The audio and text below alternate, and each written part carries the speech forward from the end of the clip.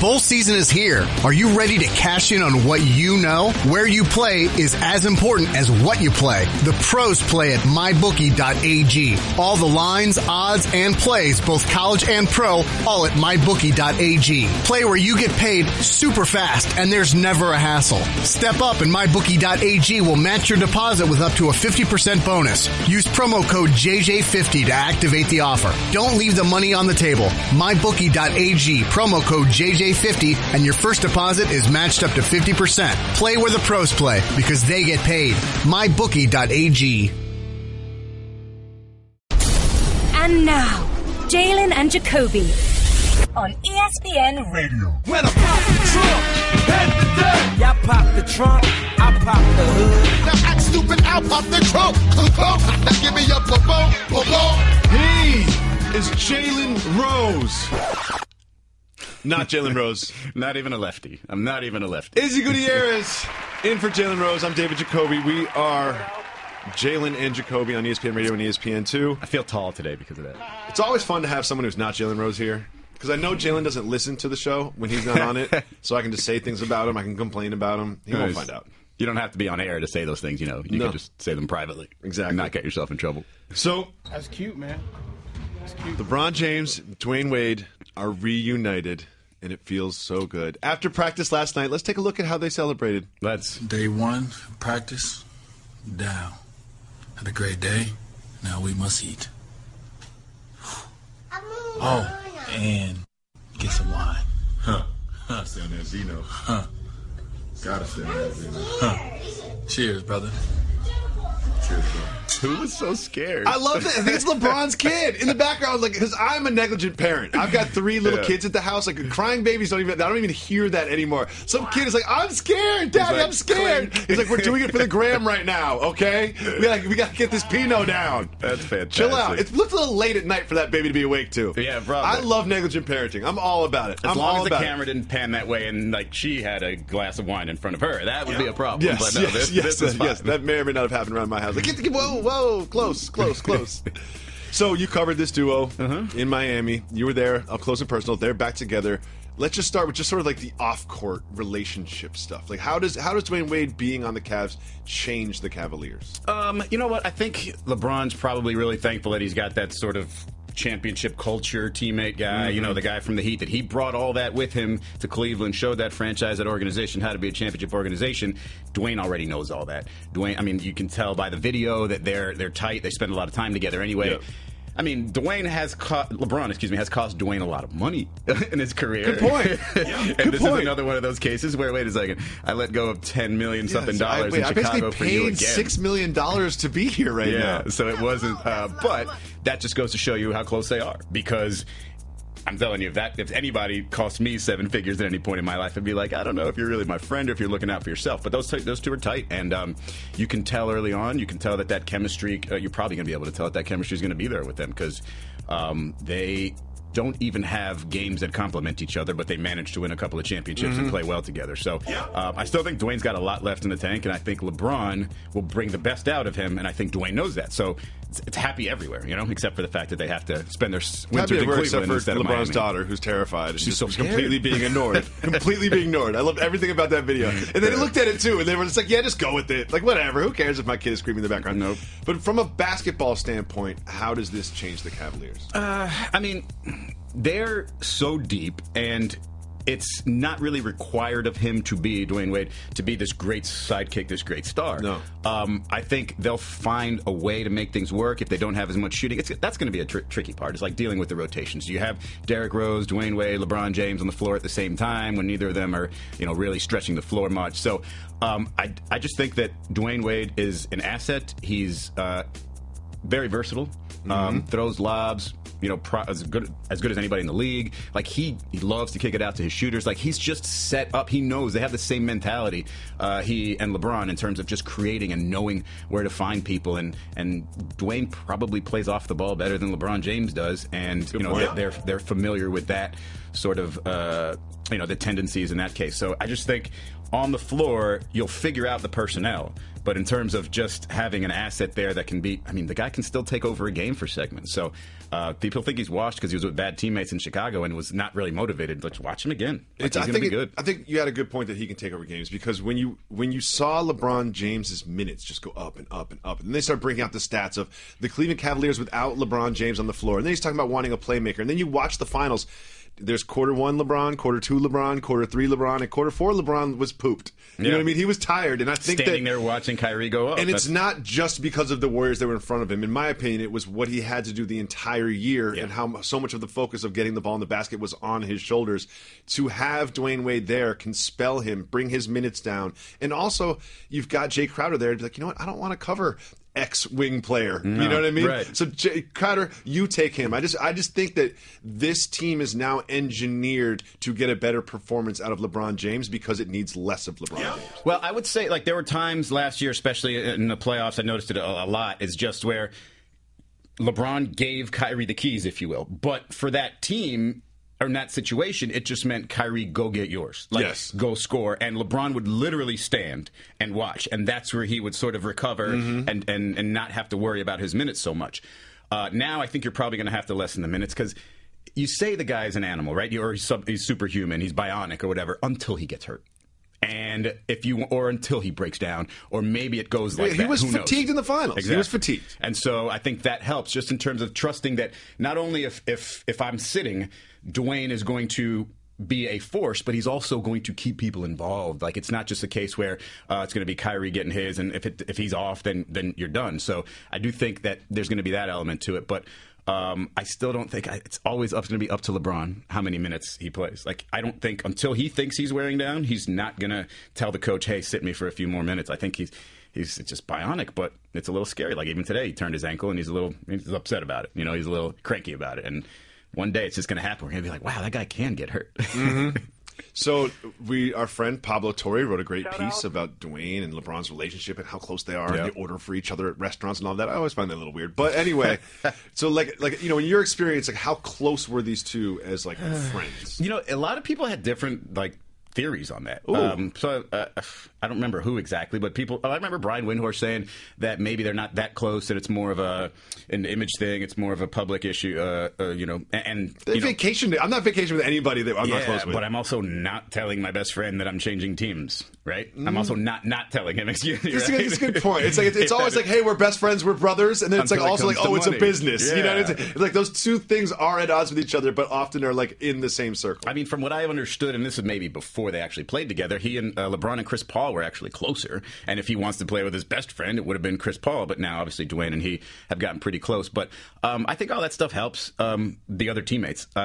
Probably somebody like J.R. Smith wouldn't be too happy because Dwayne's coming in to take a spot, and it would look like, I guess, nepotism, except they're not related, they're just really good friends. NBA version of nepotism, and it's just like, man, I just got my job taken by this guy because he's LeBron's good friend. That can't make me happy. Then he's like, well, LeBron did make sure that I got this contract. That's true. He did make sure that I won a championship in America, fell in love with me because I don't wear a shirt. And Dwayne's going to find him for so many threes that he'll be like, all right, we're cool. This will be great. This will be great.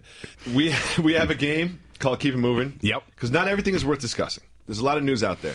So if you would like to discuss it, we will hit the brakes, and we will discuss it. If not, we will just simply keep it moving. Quick question. Is it just what I want to talk about, not necessarily about importance? It's choose your own adventure. Whatever you want to talk about. I love it. I do not want to talk about Donald Trump, so we will keep it moving. Keep it moving. Tiger Woods says he hopes to play again, but he's uncertain about the future. Keep it moving, please. Same exact sentence for the last several years. The Tigers signed son of Hall of Famer Pedro Martinez. Hit the brakes. Oh, okay. Dominican prospect Pedro Martinez. He's 17 years old. Was signed as part of the international signing period. He's a third baseman, though. Scouts say he has good defense, contact hitting, and can hit for relative power. That's his son? It's his son. Pedro's son. Pedro Jr. I would want him to be a pitcher. So I would feel better about this if he was a pitcher. Yeah, definitely. Like, I remember Pedro showing how far back his big fingers bent, and I'm imagining him massaging his son's fingers so that he can pitch a certain way. Really, I'm just hitting the brakes there so that I can tell you that technically Pedro Martinez once told me I'm his brother. Really? Because I told him I was Dominican as well. He was, so you're my brother. And I was like, cool. So that's my nephew right there. Yeah, so give me a couple $1,000. Well, your nephew is signed by the Tigers. I have a very brief Pedro Martinez story. Right after I grew up in Amherst, Massachusetts. I'm a die-easy Red Sox fan. You have to love Pedro if you're a Red Sox fan. So they just won like a few years ago, and I saw Pedro at a nightclub. And he was kind of like by himself, just hanging out. And I went up to him. I'm like, Pedro, I just want you to know, like, that championship meant so much to me. I don't normally do this. I may or may not have had a couple adult beverages. I was like, that meant so much to me. I gave him a big pound and a hug and a smile, and I just kept it moving. And then I'm looking back. I'm like, that's not Pedro Martinez. That is definitely not Pedro Martinez. I don't even think his name is Pedro. He probably thinks I'm weird and I'm racist. And I have to leave this club now. That's either the most awkward thing somebody's ever done to that guy or the funniest thing somebody's ever done to that guy. I don't think he spoke English. I can tell from his face. You know, people give you that face, they don't really understand you. I think he was giving me that face. I'm sorry to that guy. Funny. Sorry to that guy. Next, an armed robber dressed as a Coke bottle. Brakes, please. Hit the brakes. Here we go. A gunman dressed as a Coca-Cola bottle yesterday robbed a Kentucky restaurant. Investigators say the suspect stuck up Rally's restaurant in Henderson just before 7 a.m. on Monday. Weird time to stick up a restaurant. The robber, armed with a handgun, stole over $500 from a closed eatery, which was only staffed by the manager. Was it not the injured. only costume he had available? But your face sticks out in the Coke bottle costume. We've got visual reference here for you. We all know what first of all, Coke bottle costume, bad costume. Halloween season's rolling around. Like you're walking in there. But it's like of all the things in the world, like you can be your fantasy. Like I've always wanted to be an inanimate Coke bottle. Like why? Yeah, I don't know. With all the options, why are you picking a Coke bottle? It also seems very like lumbersome if you have to run away or something. Yeah. It just seems like a really bad idea. Also a bad idea, robbing a restaurant at 7 a.m. on a Monday. This might not, in Kentucky, like this might not be... specifically the time is the problem for you, not the fact it just seems weird. It just, like, I would want to get a cup of coffee before I armed robbed, you know what I mean? I just kind of want to get the juices flowing. I would just like to find out from that person why everything happened. Yes. Why you decided to rob this place, why you went with the Coca-Cola costume, was it your only clothing available, and why 7 a.m.? I'm pretty sure we wouldn't get a You're good carrying answer. a gun. No pockets in the Coca-Cola costume. Where are you putting the gun? That's going to be bad for scooping up money.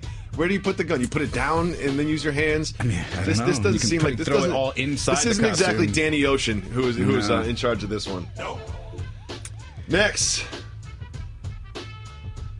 we have...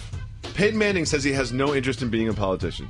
Keep it moving. Keep it moving, please. Keep it moving. The NFL asked the federal appeals court to dismiss the Ezekiel Elliott's entire lawsuit. Keep it moving. So happy to keep it moving on that one. Arizona begins the process to fire an assistant coach charged in the corruption scandal. Keep it moving. The most expensive pizza on the planet. Skirt. Hit the brakes. I think you see a theme here. Costs $2,000.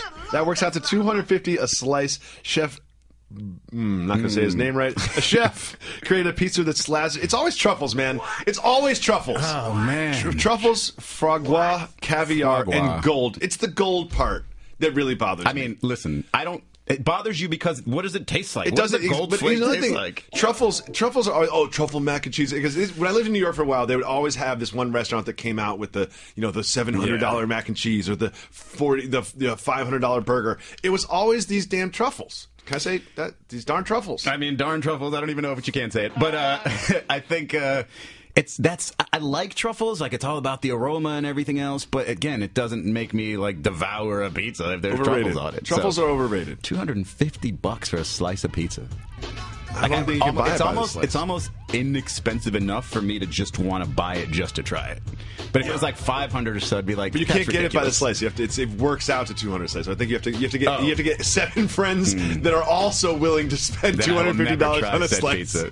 This is a bad. I wouldn't even. How's that pitch go? I'd be like, guys, there's this place.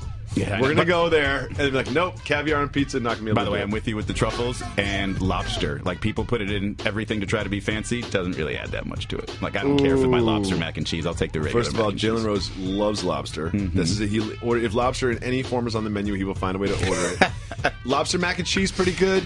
One of my favorite lobster additions is a lobster miso soup. Oh, interesting. Excellent. Never tried that one. Yeah, there was a place in the Upper West Side that had that. I just like them by themselves. I loved it. Gillette Stadium charged fans for tap water. Keep it moving or hit the brakes. Hit the brakes. Hit the brakes. The Boston Globe reported that it was unusually hot in Foxborough, so officials at Gillette Stadium bought double the amount of water bottles for the game. However, they ran out of water bottles Fans requested cups of tap water. The concession stands are not equipped with complimentary water cups, so the workers filled the soda cups. You had to pay $4.50 to get tap water. Wait a second. What's unusually warm in New England? Like, was it... That is unusually warm for the season. Right. So I would it's say, like, what, mid-80s? No, it was 86. 86 degrees? But it's sunny, You need to a sunny double 86. Up? Like, what is with these people in New England? A humid, sunny 86. Here's the thing. Some of these people may or may not have been drinking before the game. I'm throwing that out there.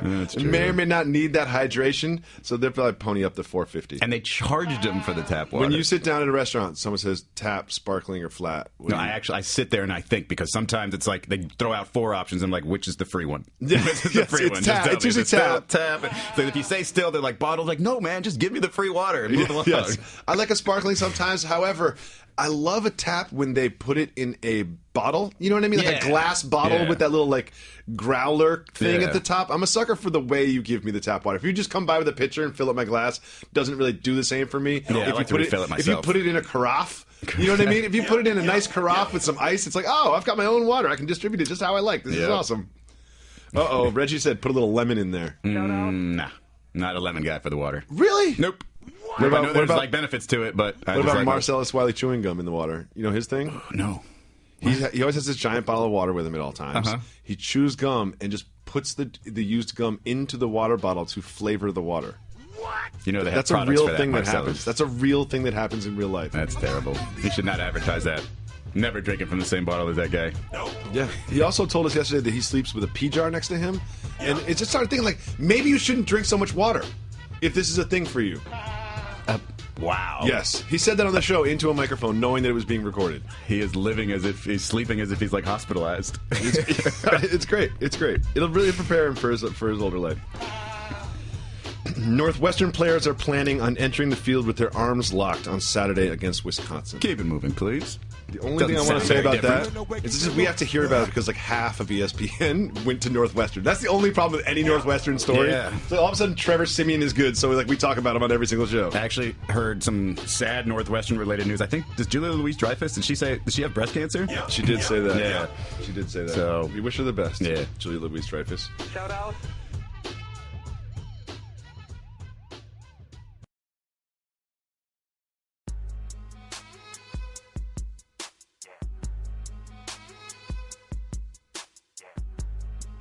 Brian Windhorst, our colleague, our friend, wrote a column today, and it made a lot of sense. It was like, this will be the year that LeBron James will recapture the MVP award. Right. And at first I was like, it didn't seem like he was trying to do that for the past couple of years.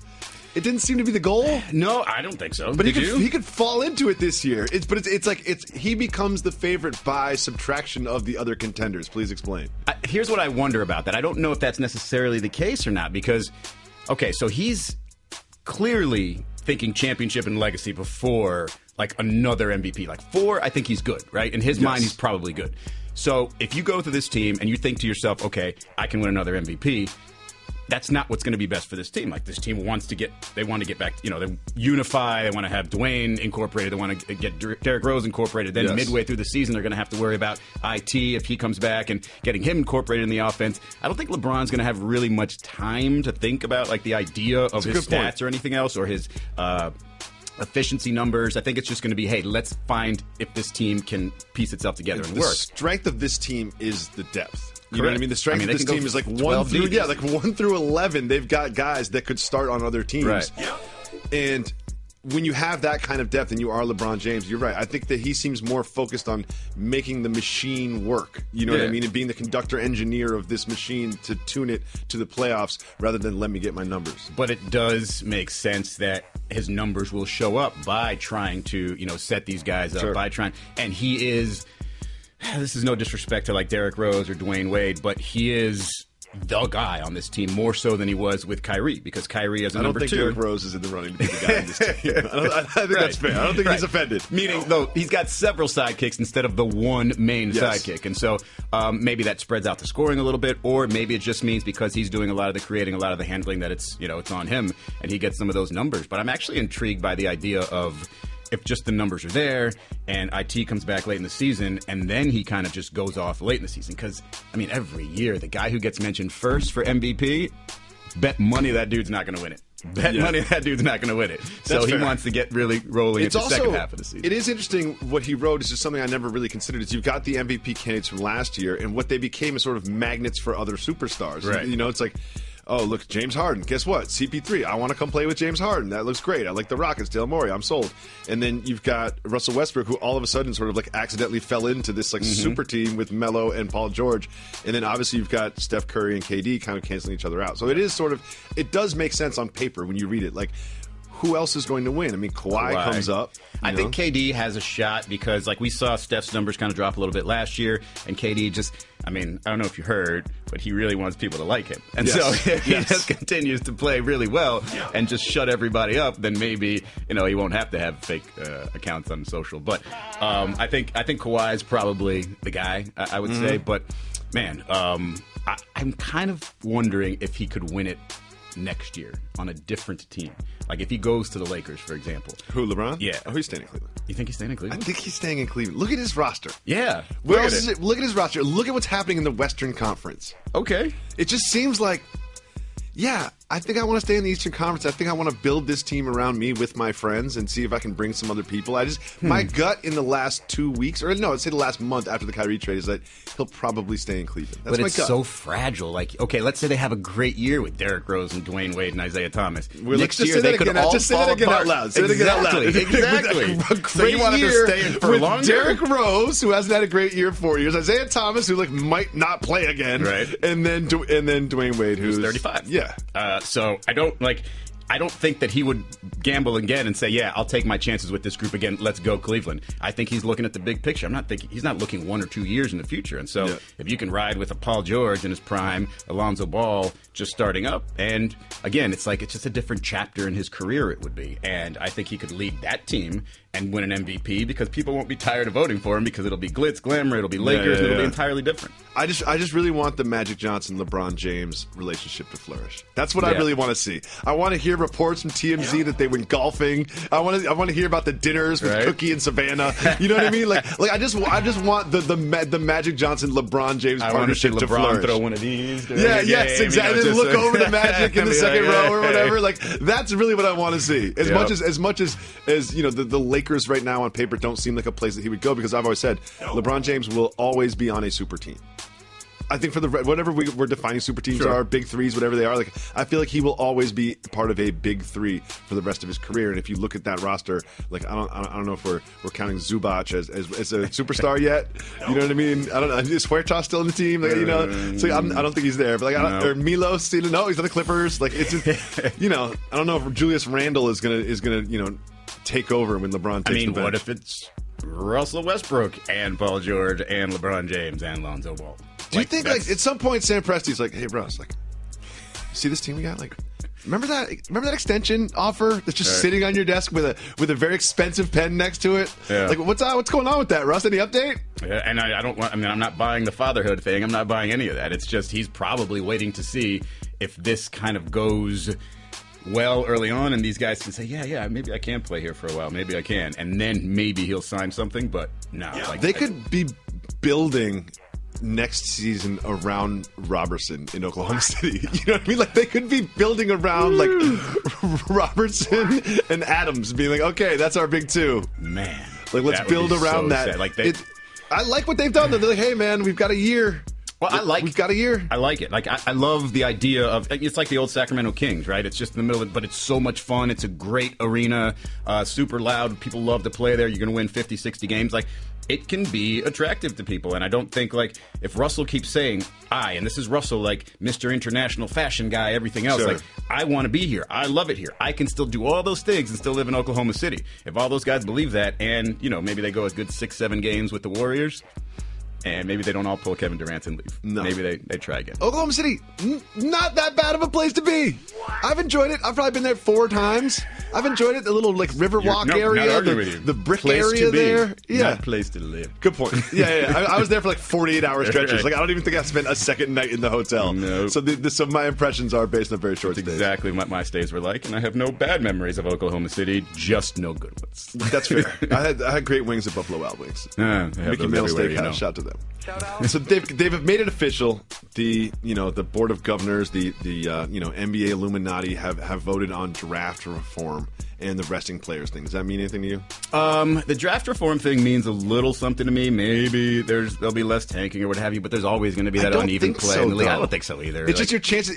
It's like you're not gunning for the number 30 spot as much as you used to. Right. You know what I mean? That's kind of what it feels like. It feels like oh, we were the worst team in the league, so now we get a couple more percentage points. It's like, hey, bottom three. You could argue that like more teams think they have a shot at that top pick, so more teams will just kind of get down. You know what I'm saying? Yeah, it's like good point. There's no real perfect way to fix this. It's just the NBA. One player can have such a difference on a team that you do whatever you can do to get that player via the draft, especially if you're in a small market where you're going to have them on hand for 4 to 7 years. So I like Zach's wheel idea. Do you remember that from Grantland days? Here's the thing: is I don't fully understand it, smart, but I'm just co-signing it because Zach did it. You know what I mean? He's a friend, and I was like, oh yeah, like the wheel thing. Like it's one of those bar conversations you have, and you just mansplain it. You're like, oh, the wheel, it's like a rotating thing. It doesn't have anything to do with records. Just your year comes up. It's like the Chinese zodiac signs. And then all that was the year of the horse. Is wait, the Lakers are going to have the number 1 pick in 2032. Got it. Yeah, it's exactly. So now they won't tag. I mean, it was interesting, at least a little bit. I mean, again, it's hard to criticize steps towards the goal, but like I don't think that I think teams will be almost equally, maybe slightly less motivated to actually lose basketball games at the end of the year. There is no right answer. There is no solution. It's just ways to try to help it out. I do love the idea of, man, I'm so glad they fixed this year because it would have driven me crazy if we did it all year long, is the foul shots on the threes and make it look like a natural motion to get your threes. I thought that was the easiest rule. They could have done that midway through the season last year. Yes. Say, listen, we're not going to call fouls on those unless it's a natural shooting motion. Well, now that they did that, get that ugly part out of the game. I always felt like the ref should just have a "that was BS" clause in every call they make. You'd be like, that was just some BS. Right. It might have been by the rules, but I'm watching the game. I've been watching this game for 40 or 50 years. That was some BS. We want you to try to actually make baskets. That's what we're here for, okay? Yeah. Just and they're like, oh, but I traveled. No, I was in my active shooting. It's like, okay, like you're right, player. But you know what? That was some BS, and I can do that because I'm a referee. And they should totally go NFL mode right there and have the refs mic'd up and say, yo, that was BS. Like, come on, guys. We all saw it. I know this is the home court and everything, and you're mad, but basketball fans at home are happy with me because that was some BS. And that's the only call you got on the microphone for. They did kind of do that to James Harden, though.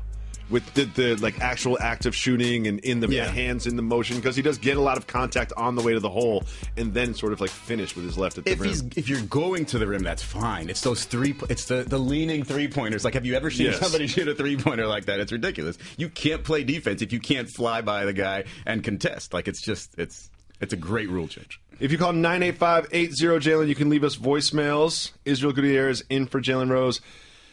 Let's listen to the first voicemail. Hey, Jalen and Jacoby. This is Greg calling from Studio City, California.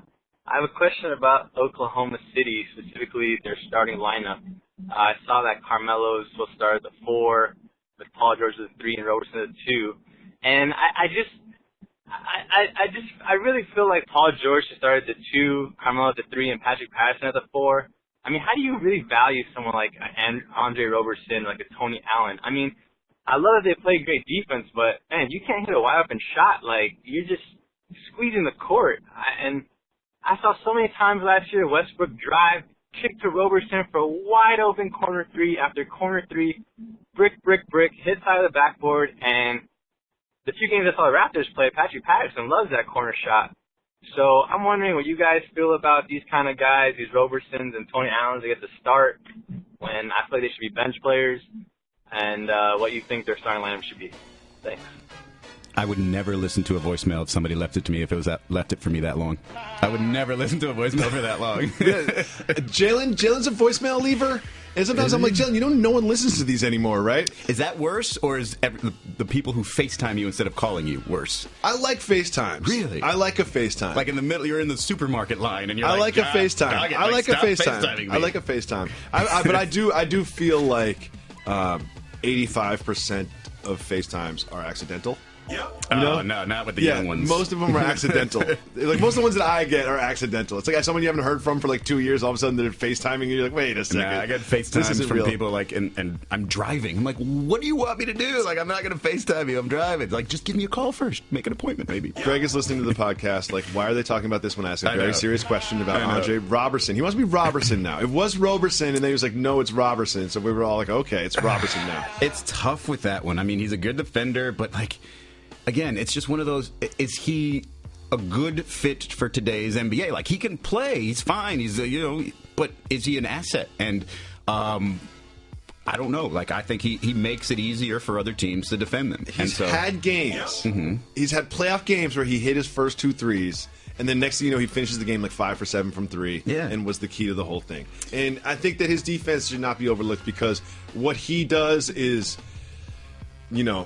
he takes away the best guard on the opposing team and makes it so Russell Westbrook doesn't have to cover them. Sure. Which is important. So he'll cover point guards, especially in the West. Like it'll make it easier for Russell Westbrook to not have to work hard on the defensive end. I think that's important. And it makes sense. But again, you're talking about these teams like the Warriors that are going to score and score and score, and you got to keep up with them. Like, great defense is not going to, from one individual is not going to stop the Golden State Warriors. You need to have some sort of flow there, and the problem is I just don't know if they have a whole lot of options there. I mean, are we talking Raymond Felton, Samaj Kristen, Alex Abrines? Yeah. Like, I mean, Kyle Singler. Like, they're not. I mean, it's like that fake Kevin Durant account said / Kevin Durant account. Look at the guys around Russell Westbrook. Look at this roster. And what they had to do to bring in these 2 superstars is sort of like, the Dougie McDermotts of the world. They're going to play 10 minutes and they're going to do things. And now you're like, Samaj Christian. And Paul George is going to lock down anybody if they ask him to. You don't need Robertson to do that. But I like that they have 2 defensive players. I like that. I like that we have like, all right, we've got a guy to cover the wings, the Kawhis of the world, and we've got the guy to cover the Stephs of the world. But he's got to be at least a 3 and D guy, not just a D guy. He's a D guy. He's a D guy. He's a D and missed free throw guy. D and missed free throw guy. That's not good. And he also is a little scared to drive because he shoots free throws so poorly. Exactly. Like, he doesn't really he doesn't get to the rim and create contact and stuff. And I think it's because the fact that he shoots this dude is free throws starting in poorly. the NBA is such a credit to him. Yes. Such a credit to him. So it's not like we're blasting this guy. No, but he just actually doesn't play like today's NBA players. It was a little bit head scratching when they're like, they announced a 3-year deal for Robertson. I was like, I mean, I don't know what you're doing. I'm not sure there. Like, that's not the type of player that you want to commit to long term because, he's not. You're going to find reasons to keep him off the court. Thank you so much for the call, Greg. Let's listen to the next voicemail. Hey, fellas, what's going on? It's Brian from Brooklyn. Great show. Is there any possibility, do you think, that there's just going to be more NBA teams tanking this year? Looking at Chicago, looking at both of the New York teams, looking at Sacramento, Orlando. I don't see why these teams would take anything seriously other than just the players' pride, I guess. Also, is there any kind of precedent or is there any kind of way that the league would put in some kind of a balancing provision to try to prevent the super teams? Or are they just going to gobble the ratings? Keep getting them checked. Thank you, Ryan. Would that gobble the ratings? Gobble the ratings. I mean, why wouldn't they? He does make a good point where it's like, it does feel like in all of this that the players have taken a little bit of control away from the machine in terms of where they will play, and they have glommed onto each other in these packs. We now call super team. We called them Big Three like 2 years ago, and then Kevin Durant moved to the Warriors, and all of a sudden we call them super teams now. I thought we were calling them super teams, or were they calling them super friends back when 2010 when LeBron and Dwayne and Chris Bosh that was got Big together. Three. Right, that was Big Three. Right. Boston's Big Three, Miami's Big Three. Now we call them super teams. I get it. But which one's more fun? The way it was before? Exactly. Or the way it is now? Balance isn't fun. Balance isn't fun. You don't think so? No, I want these big games. I want Celtics Cavs October 17th. I want Rockets Thunder. I want the big matchups. But then there's so many Magic Kings games. And then what do you do then? Like as a league or as a fan? I lean toward now's more interesting, but really it's just because when you think about it, it's the way we play video games. Like, you want to be, it's like fantasy GM situation. Yes, exactly. It's happening. Like, I'm telling you, if somebody went on a 3-month vacation this summer who's an NBA fan and comes back and wasn't watching, they have no idea where everybody plays. Like, all the stars are changing teams this offseason. It's nuts, and it's fun. Now, if it happens all the time, people would say, well, that'd be crazy. There's no, yes. Not really, because you know what? There's a chance LeBron James will be on your team. There's a chance Kevin Durant will be on your team. There's a chance Steph Curry's going to be on your team. I think this is going to happen. That's the wheel that should happen in the league. This is what I think is going to happen. Play on every team. The way that they've done this is they've looked at this and say, we'll control this with the salary cap. We'll control this with the max contracts. You can't have 5 max contracts. It doesn't work. You pay so much tax, it doesn't work. So we've put these things in place to control all of this. However, there's one assumption in all of these variables. The assumption is that the player is trying to get the most money they can, right. Which is a safe assumption. Something tells me that, like, as stars age, they're going to be like, how about 6 of us take the minimum? Well, there's not only that. Like the aging veterans who want to accomplish something and looking play at their with their bank friends. accounts and saying, you know what, I can, like the David, I can make $4 million instead of $16 million. But also the players, in terms of the ones that the fans really want to see and bring to their team, they reckon those players, maybe the NBA's not even their prime source of income. Exactly. There's a few. So if they give up $5-6 million here, they will make it up because they're going to be playing for the Lakers next to LeBron James, and it's going to be crazy, and they're going to have all these endorsement opportunities all over again. The system does work if you assume players are trying to maximize their contracts. I understand that, but something tells me that, like, in time, they will start bucking that system. Yeah, it's not that simple. It's not just a bunch of people just trying to get paid. Like, they like the experience, and it becomes wealthy people, and it's such a short period of their life. Like, it's 10 to 15 years. Like, make it the best you could possibly make it, and if that includes, playing with your friends on a team, like, that's something. Yeah, I guarantee you, all these old school guys, the Michael Jordans, whatever, they would probably just say to themselves, yeah, I would have loved to have just a team to play with my buddies. Yes, if you were truth serum, these guys would be like, yes, I would have loved to play with Magic Johnson. Like, oh, no, I hate those guys. We would never even have them over for dinner. Like, come on. Totally. You're totally lying. Thank you so much for joining us, Israel Gutierrez. You're all over the ESPN networks on various different programs. So many I can't even list them. Thank you so much for coming. Welcome back to Jalen and Jacoby, not Jalen Rose. We are joined Steven Jackson. Thank you so much for doing this. Man, Appreciate it. Appreciate it. Coming on here. So we're going to get into some NBA news. We've got Carmelo Anthony now on the Thunder talking about how he might have been on some other teams. Let's listen. Me and PG have a very close friendship. Actually, it was funny because me and PG were supposed to be in Cleveland, on draft night, right? So we was communicating about that, and the deal was actually done. And then it got called off on draft night. So the way he was talking, it makes it seem like Oklahoma City was his last resort. Like, doesn't it feel like 2 other girls dissed him at the bar, so he ended up with Oklahoma City? To me, I kind of felt like he allowed them to come in the picture at the last minute, at the 25th hour. Mm-hmm. That'd have been scary though. Melo, Paul George, and Bron. I would love to see that. I would love to see that too, man. That'd have been real scary, but I'm glad it didn't happen. I'm kind of glad they in OKC. Why's that? Because I'm a Russ fan. Yeah. And Russ needed a little bit of help, and if they can have a good season and win with those guys, that's gonna be scary. So when you look at this Oklahoma City Thunder team, their starting 5, you got Westbrook, and then you've got Robertson, Paul George, Carmelo Anthony, and Steven Adams. And if you can take out Roberson and insert Steven Jackson, that's a hell of a lineup. Those guys, that's a crazy lineup, though, man. I think one of the things that bothers me about this team is I'm a Russ fan, too. Mm-hmm. And especially after KD leaves, I feel like everyone was kind of rooting for Russ, and I'm so happy he won the MVP. And you watch him in the playoffs, and it was like, oh, this team is not going to win this series. Mm-hmm. They're not even going to threaten to win the series. But what ends up happening is if you look at their second team, they've got Patrick Patterson, Dakari Johnson, Kyle Singler, Alex Abrinas, and Raymond Felton. They might need Steven Jackson. I'm ready.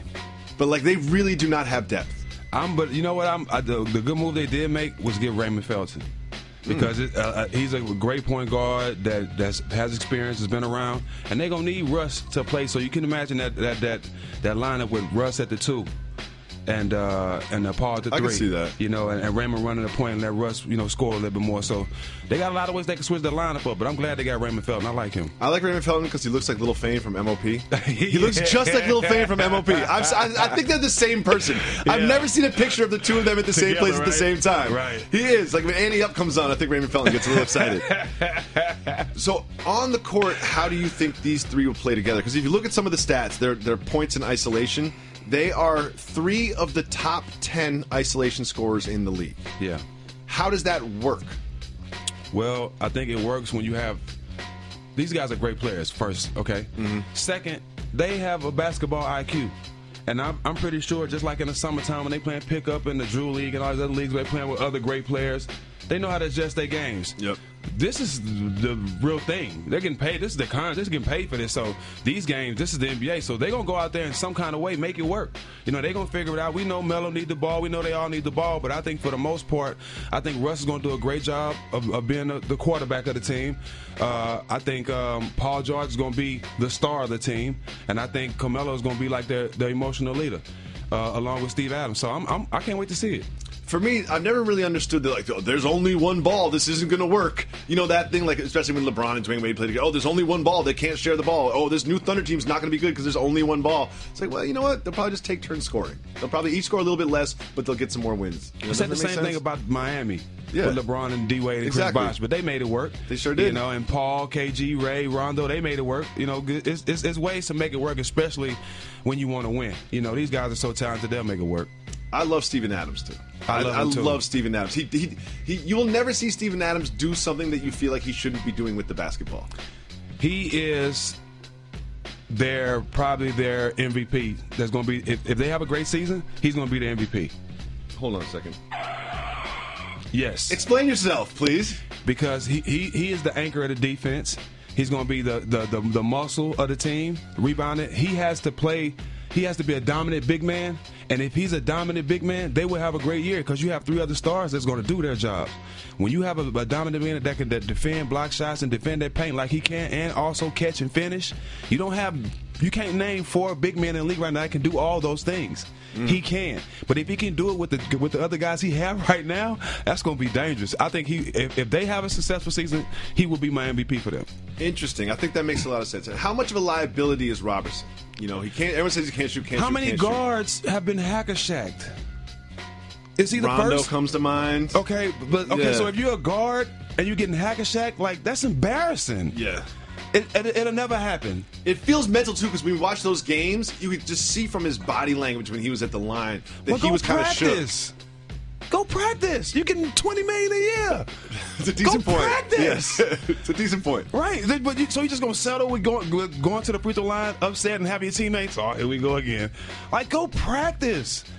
Raymond Feldman be at the table really quick. I would. Oh my goodness. So, and then we've got this. We've got fake Kevin Durant on Twitter talking about how he didn't like playing for Billy Donovan. Right. Right. How much does that affect the team? It doesn't affect what team? The Thunder. It doesn't affect them at all. KD's gone. You know, he won the championship on a whole other team. He's gone. It doesn't affect anybody in that organization. You know, one thing about it, you know, even that shows the class of the organization, how Sam came out and spoke. We have nothing bad to say about KD. It was great when he was here. You know, that organization has class. They got a classy star in Russell Westbrook. He's loyal to them. You know, I think they do a great job of keeping it about the team and keeping it about the organization and not paying attention to outside stuff. Where do you think they will end up in the Western Conference? I see them top 4, top 5 team. Yeah, I think so too. So it's official. The NBA Illuminati has gotten together and they've decided to change the rules about tanking, and that the bottom 3 will have the same amount. That's how it works. The NBA has an Illuminati. They meet at this big table up on the top floor of some really high building. Yep. And they decide the future, and they've decided that they're going to make it so the bottom 3 teams have the same amount of motivation or same amount of chance to get the number 1 pick. Do you think this will change anything? So that's why I'm not in the NBA? Because of that? The Illuminati. You were on the agenda. You were on the agenda like a year ago. Now it makes sense. It makes sense. You're the Colin Kaepernick of the NBA. I'm definitely a wanted man. Yeah, you were on the agenda. They had your picture there. They all voted no. It was a close vote, but the majority said no. That's why you're not in anymore. There's no Illuminati with the big 3. It's just Ice Cube. All right. Yeah, it's just Ice Cube. Just O'Shea. Yeah, you're fine. You're in. So, do you think this will change anything if the 3 teams with the worst record all have the same chance of getting the number 1 pick in the draft? It is not. Some teams going to tank because they're just terrible. So you don't have to. Teams don't have to tank. If you look at the league now and some of these teams, the makeup of some of these teams, you can tell they're not even trying to win. Well, the players try to win. I don't think players try to lose games. Some of them, well, that's what I'm saying. Like, some of them are so bad they don't have to try. Yes, the roster. Yes, exactly. The players are all giving 100% effort, but the roster that they're putting out there is inferior to the team that they're going to play. Exactly. Yeah, and that is engineered that way so they can get picks. And I did not like teams tanking. Like, that's the kind of disrespectful to the game. Guys like me who play hard all the time, who love the game, like just tanking for picks that and I don't see how players can accept that. You know, we're sitting on the end of the bench. We're not going to play you. Yeah, we're going to rest you tonight and rest you this. Well, they also have changed the rules about resting. You know, they're encouraging.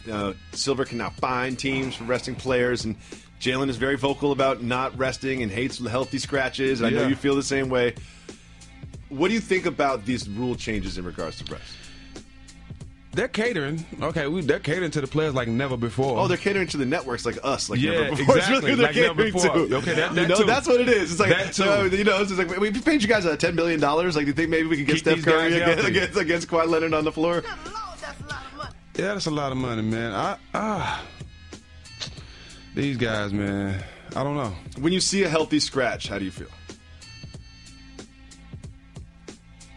A little at ease. A little. Mm-hmm. A little. But I think LeBron is with top 5 in minutes every year. Yep. So, and they talk about resting guy like this is the best player in the world, probably play the most minutes. And he's not, you know, he's 33 years old. You know, he's not 25. But he gets stronger and faster and better every year. He does. Right? Kawhi Leonard probably leads the league in top 5 in minutes. He kind of has to. But I'm saying this to say these guys are practically healthy all season. Now, if you can pay more attention to guys like Pachulia when they stepping under people, that's the type of stuff they need to correct, which they did. They did. Which we're trying to make a motion to call that the Jalen Rose rule. Yeah. I think now it's the Zaza rule. I want to call it the Jalen Rose rule. It should be Jalen Rose. He started it. Zaza, I take it back because I know you didn't do it on purpose. Jalen's was way worse than yours. Oh, he did it on purpose, and he said he did it on purpose. Right. And he said he did it on purpose, and it was the final. We're going to call it the Jalen Rose rule. You cannot do that, man. But they need to pay more attention to stuff like that than worrying about resting guys. You know what I mean? Let the teams handle that. And, you know, because the best players want to be out there regardless anyway with guys that care. Of course. You've been on many teams in your NBA career, one which was the Spurs. You played for Coach Pop. Mm-hmm. I sleep on the Spurs every single year. And I'm low on the Spurs this year. I'm looking at their roster. And can you convince me how they can make this roster one of the best teams in the Western Conference? Yeah, sign Steven Jackson, one. Okay, sign Steven Jackson. Got to do that. I think they always got a chance, man. They always got a chance, regardless of what the roster looks like. Aldridge and Gasol. You right. You know.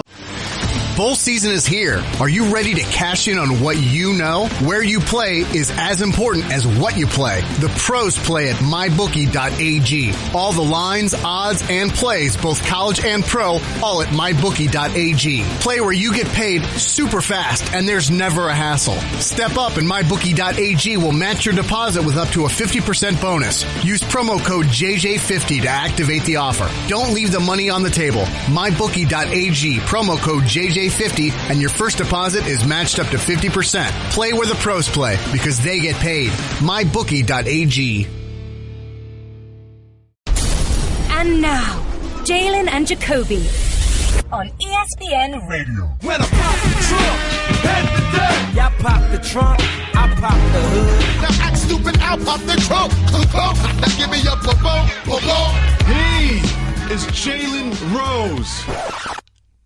Not Jalen Rose. Not even a lefty. I'm not even a lefty. Izzy Gutierrez in for Jalen Rose. I'm David Jacoby. We are Jalen and Jacoby on ESPN Radio and ESPN2. I feel tall today because of that. It's always fun to have someone who's not Jalen Rose here because I know Jalen doesn't listen to the show when he's not on it, so I can just say things about him. I can complain about him. He won't find out. You don't have to be on air to say those things, you know. You can just say them privately. Exactly. And not get yourself in trouble. So That's cute, man. Bowl season is here. Bowl season is here. Are you ready to cash in on what you know? Where you play is as important as what you play. The pros play at mybookie.ag. All the lines, odds, and plays, both college and pro, all at mybookie.ag. Play where you get paid super fast and there's never a hassle. Step up and mybookie.ag will match your deposit with up to a 50% bonus. Use promo code JJ50 to activate the offer. Don't leave the money on the table. mybookie.ag, promo code JJ50, and your first deposit is matched up to 50%. Play where the pros play because they get paid. mybookie.ag. And now, Jalen and Jacoby on ESPN Radio. When I pop the trunk, head the dirt. Y'all pop the trunk, I pop the hood. Now act stupid, I'll pop the trunk. Now give me a boom. He is Jalen Rose. Not Jalen Rose. Not even a lefty. I'm not even a lefty. Izzy Gutierrez in for Jalen Rose. I'm David Jacoby. We are Jalen and Jacoby on ESPN Radio and ESPN2. I feel tall today because of that. It's always fun to have someone who's not Jalen Rose here. Because I know Jalen doesn't listen to the show when he's not on it. So I can just say things about him. I can complain about him. He won't find out. You don't have to be on air to say those things, you know. You can just say them privately. Exactly. And not get yourself in trouble. So That's cute, man. That's cute. LeBron James, Dwayne Wade are reunited. And it feels so good. After practice last night, let's take a look at how they celebrated. Day one, practice, down. Had a great day. Now we must eat. Oh, and get some wine. Stand there, Zeno. Gotta stand there, Zeno. Cheers, brother. Cheers, bro. Who was so scared? I love that. I think it's LeBron's kid in the background, like, because I'm a negligent parent. I've got 3 little kids at the house. Like, crying babies I don't even hear that anymore. Some kid is like, I'm scared, Daddy, I'm scared. Clink. He's like, we're doing it for the gram right now, okay? We got to get this Pinot down. That's fantastic. Chill out. It looks a little late at night for that baby to be awake too. Yeah, bro. I love negligent parenting. I'm all about it. As long as the camera didn't pan that way and like she had a glass of wine in front of her, that would be a problem. Yes, but no, this is fine. Yes, that may or may not have happened around my house. Like, whoa, close. So you covered this duo in Miami. You were there, up close and personal. They're back together. Let's just start with just sort of like the off-court relationship stuff. Like, how does Dwayne Wade being on the Cavs change the Cavaliers? You know what? I think LeBron's probably really thankful that he's got that sort of championship culture teammate guy, you know, the guy from the Heat, that he brought all that with him to Cleveland, showed that franchise, that organization how to be a championship organization. Dwayne already knows all that. Dwayne, I mean, you can tell by the video that they're tight. They spend a lot of time together anyway. Yep. I mean, LeBron has cost Dwayne a lot of money in his career. Good point. And this is another one of those cases where, wait a second, I let go of $10 million something dollars in Chicago for you again. $6 million. All kind of people was willing to shoot the video and everything for free. I mean, I'm trying to do it so all the players can get the platform that they need. You know what I'm saying? Because a lot of guys put their music out. You know what I mean? Marquise Daniels, Lou Williams just dropped a new project. So Damian Lillard just dropped a new project. So guys really put their music out. And I think the world would love to see an NBA cypher. Even with Shaq, bring Shaq back. I would love that. That'll be. He gotta have Shaq. He would do it. Shaq would do it. You have to have Shaq if you're doing the NBA cypher. You have to have Shaq and the Fushnikins. You have to. And the Fushnikins. You have to. I want to get your quick response to the FBI investigation and charges levied down, and the corruption that involves AAU level high school players, college players, and financial advisors and NBA agents, sort of through and through. They're uncovering the corruption that is rampant in basketball circles. What's your reaction? What's new? I think the biggest thing is they just trying to unmask it and catch the people that's doing it, because they finna make it legal to pay kids. So, they're just trying to clean it up before they start paying them, because we know that's coming. There's too much complaining going on, and they're going to do it anyway. And to avoid them having to do homework on great guys like Rick Pitino and stuff like that, put in the system to get these kids paid. So here's the thing. I don't think paying the kids will solve the problem. Let me explain why. Because they can't do a salary structure where the best players make more than the other players. Why can't they? I'll tell you, because then you're going to evaluate them. Because it's okay. You'd have to. That's the only, because my thing is, if you didn't, then the best players would be making $40K or whatever a year. You know what I mean? Because they'd be making the same thing as the volleyball players or whatever. Right. And then they're going to. They're worth so much more than that. They'll still make up that gap through illegal payments. Well, this is the way the coach has to use his judgment, and it's just like an NBA team. You get this much money and you can spread it out however you like. But when you got, especially on the college team, it's like 3 guys that come there that has a great chance of going to the NBA. Yeah, and then there's 9 guys that just want to wear the uniform. Really, they come there to get the degree. You know, they really come here for school, but I'm on a basketball team, so coaches need to handle those guys different. Yeah. You shouldn't pay that guy the same amount you're going to pay your star player that you know is going top 10 in the draft. This makes a little more sense. So you say the coach gets X amount of dollars and has to divvy up and let him figure it out. Yes. As they would like to. That makes more sense to me because the stipend thing is like, oh, we're going to give all athletes $10,000 a semester or something. It's like, okay, like that will make their lives easier and you know, some certain players might not feel like they have to go out and get outside money. Right. But the blue chip players, the guaranteed NBA lottery draft picks, you got to take care of them. Their value is so much higher than the other players, and and they bring so much more money to the institutions. Right. That the other players, whether they're on the team or off the team, would not change the bottom line of the institutions at all. But there are players that will change institutions' trajectory for a decade. And that'll be an easy job for the AD and the head coach to do. Mm-hmm. You know, divvy up the money for the players. Hey, here's how it works. That'll be easy. Here's how it works. 8 of y'all, we're just going to have a nice conversation with you and say you're not going to get anything. You eat what you kill. Yeah, exactly. When you're going to get these Nike shoes, we're going to make sure you're dipped with the college gear from head to toe. You can stay in a nice dorm. But you know what? These 3 players, they're going to the league. We're going to split up the money all amongst them. Exactly. J.R. Smith talking about how excited he is that Dwayne Wade is on the team, knowing that Dwayne Wade's going to take up some of his minutes. Sauce move or boss move? That's a boss move because he got to be politically correct. But me knowing J.R. Smith, he don't mean that. Yeah, that's what I was thinking when I saw it. I was like, I think he wants Dwayne Wade on the team, and I think he knows it makes the team better, and he wants to win a championship. But when you're playing 23 minutes and then Dwayne Wade comes, you know you're gonna be playing 17. Yeah, like you have to be a good teammate, no question, because you know you want to win the championship, and J.R. is a great teammate. But me knowing him in the back of his mind, he wants to play. Yes. You know what I'm saying? So, but you got to be politically correct. You can't just come out and say, man, I hate me personally, I wouldn't either. As real as I am, I'll be a great teammate and say, well, you know, but in my mind, I know I got to do more or I just got to find some way to get my minutes. But he definitely knows that by him coming there, his minutes is definitely getting cut. More important to an NBA player, minutes or money? Money. Okay. But once you sign the deal,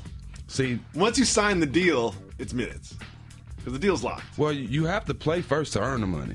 Yeah. You have to get the minutes first to be able to show you earn the money. Sure. You deserve the money.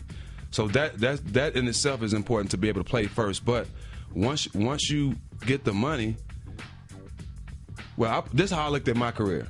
Well, I got my championship my 3rd year in the NBA. Mm-hmm. So once I got that, I was content with. I still want to win now, but I was focused on getting my contract. Highest bidder. Yeah, longest years, highest number. I didn't get my money right at the contract, so I had to play another year or 1 year there in Atlanta. But my mind was getting my big contract after that. I wasn't worried about nothing else. In your career, was there someone that played in front of you that you were just like, why? How is this happening?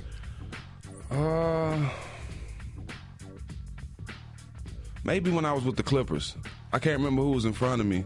Oh, that must have been like... That was my last year in the league. Like Danny Granger or something? I can't remember who it was, but I didn't even get a fair shot. Like, you know, I was only like a week or two, so... Like, yeah, like around that time, definitely. Big Baby Davis? My rookie year, actually, I did feel like I was better than somebody, and I ended up starting, so I can't really say that. But that was probably the only time, the Clippers. That's fair. Rick Pitino saying he has, quote, done nothing wrong. Soft move or boss move? That's a boss move. I've done nothing wrong. You're supposed to say that. I've done nothing wrong. You gotta prove it. I'm not gonna snitch on myself. It's like they proved it. You know what I mean? I just like it. I like it. Deny until you die. He's like, I have done nothing wrong. In my mind, I might have done something against the law. I might have done something against the NCAA rules. I might have done something immoral. But in my mind, I have done nothing wrong. It was nothing wrong. I like it. I like it. I love it. Just dripping in blood, standing over a dead body, being like, I have done nothing wrong. That's that mafia talk. I have done nothing wrong. I love it. I wavered on this one. I want to know where you're at. It's recently been announced that Khloe Kardashian is pregnant with Tristan Thompson's baby. Congratulations to them. Dating a Kardashian, soft move or boss move? First of all, let me say this. I could care less about Kardashian and Tristan Thompson. Okay, good. They're good. Second, I like that. Second, I could care less if she's pregnant or not. I really feel like everything they do is to capitalize. That's fair. Everything they do is they have a motive. So I'm not really interested in what they got going on because I know it ain't genuine. You know what I wanted to see from Tristan Thompson? More production in Game 1 and Game 2 of the finals. Yeah. Do you remember Tristan Thompson had like 2 points or something? I think he had 4 points or something in the first 2 games. It's like, come on, Tristan Thompson. It's the Warriors. You got Zaza Pachulia covering you. I mean, he was shooting threes this summer. Did you see him shooting threes? You can't make 5 free throws in a row. Why are you shooting threes? Why are you bro? shooting threes? Like, and also, you got Kyle Korver on your team. You got J.R. Smith on your team. You know what we don't need you to do? Right. No, we don't need you to. We don't need you to go to the corner and wait for the ball. That's what we don't need you to do. That's what we don't need you to do. Okay. Coach Lou told him you would not be shooting any in the game. Yes, something went drastically wrong if you are shooting a 3 in an NBA game. You know, he's dating Chloe. He's feeling good. You know, he just got Good all the for him. confidence in the world Shoot right your now. shot. Shoot your shot. We have a simple motto on this program.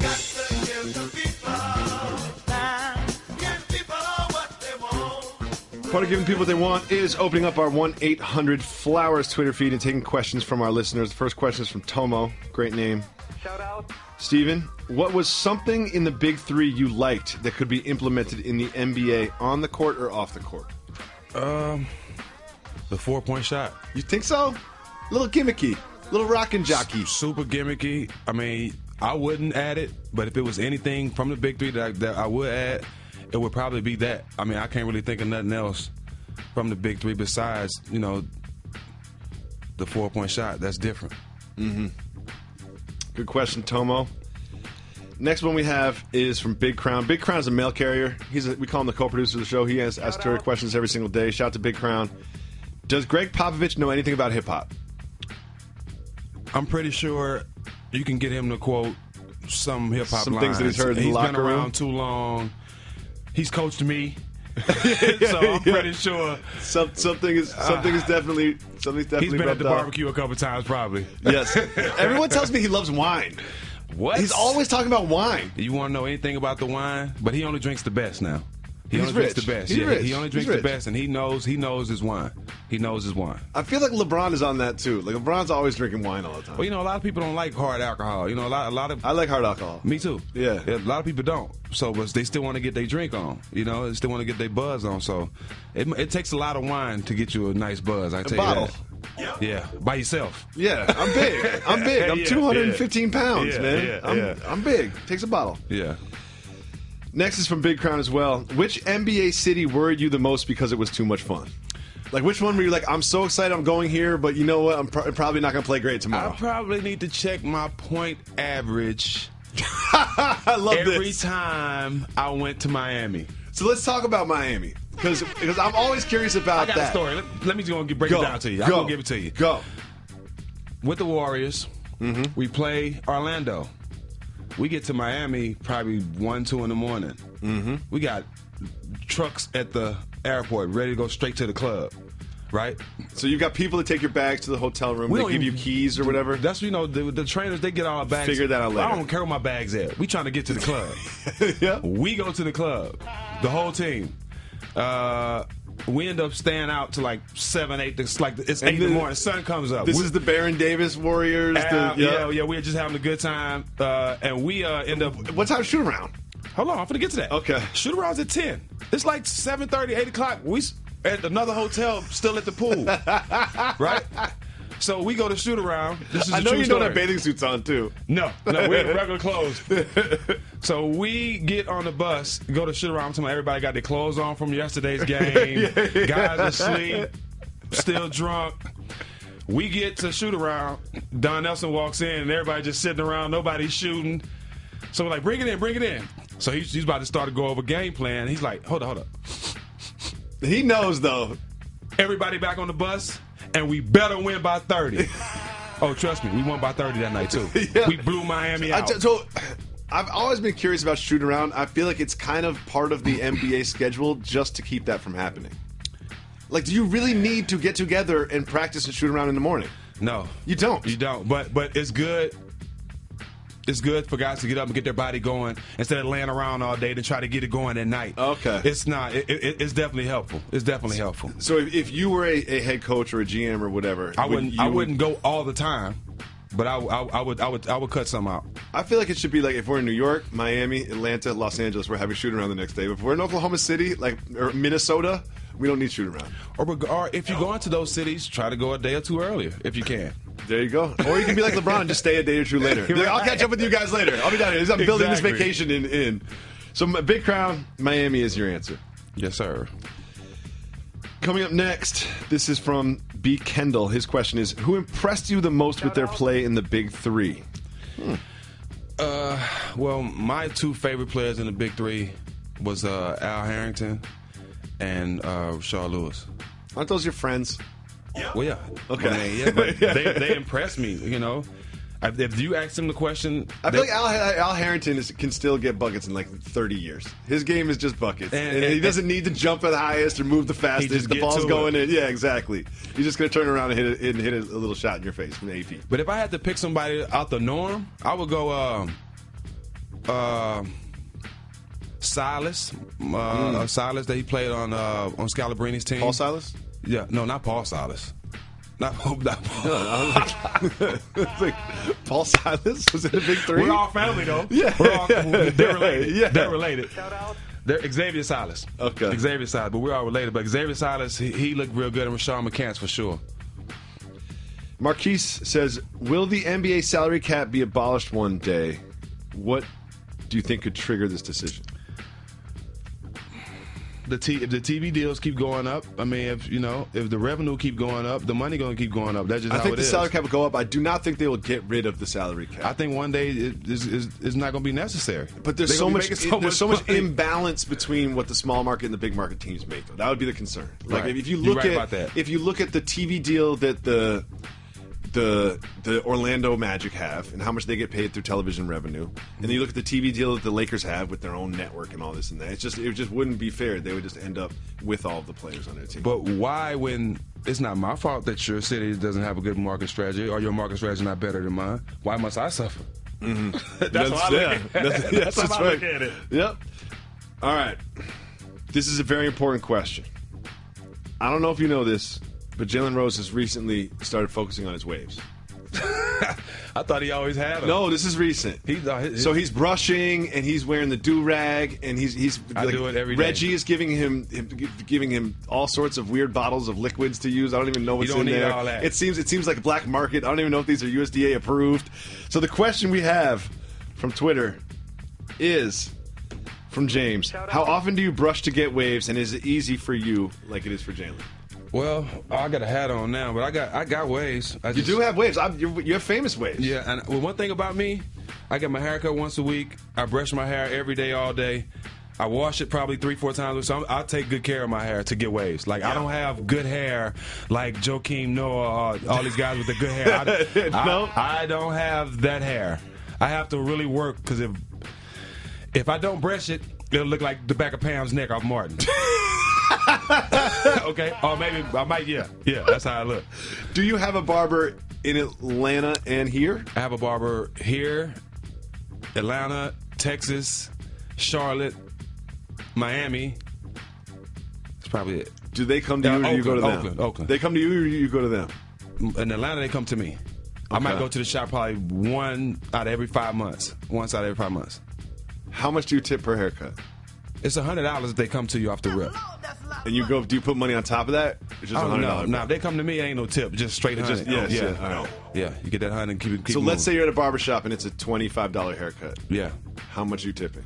If the barber's good and if I'm just going to get a cut and he's $25, I'll probably give him $35. I'll probably give him a $10 tip. Okay. But if I'm cutting and he's really good, I might give him $50.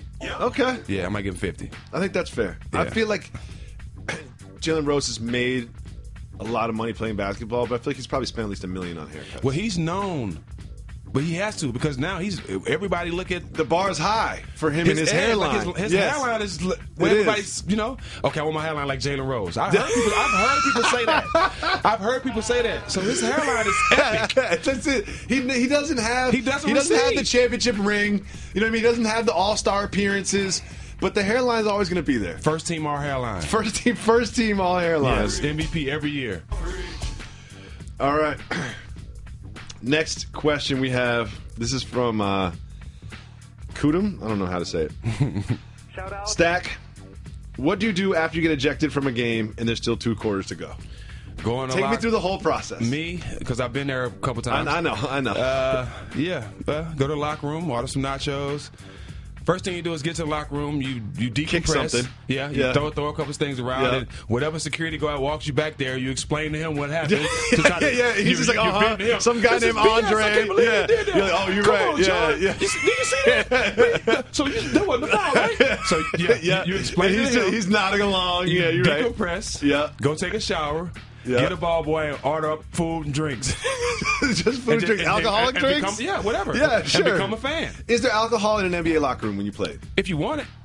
Okay. But it's not there off There's not an open bar, a bottle of Jack Daniels out. Yeah. You got to send somebody to get it. Did they ever say no?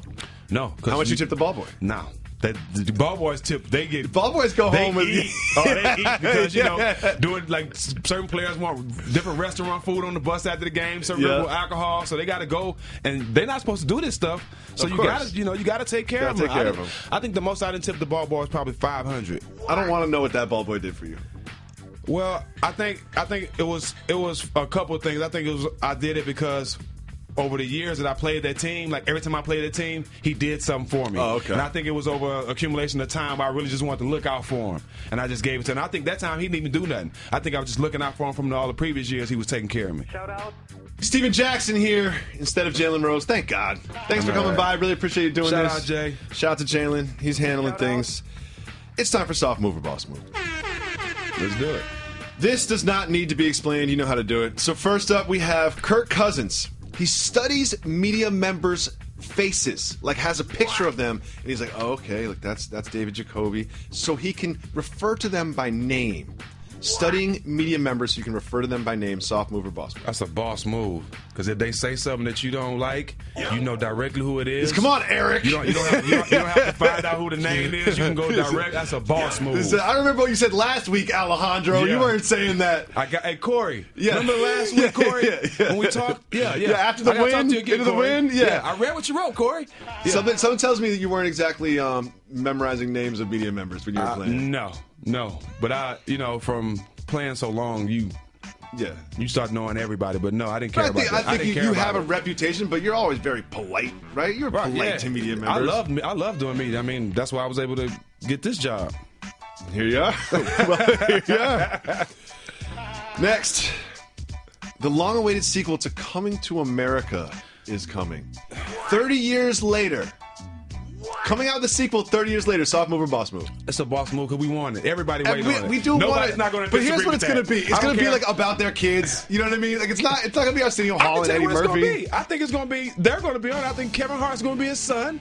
Yeah. Oh, okay. And Kevin Hart's the new heir to the throne, and he's going to want to go to another something like that. I think it's going to be back to Africa.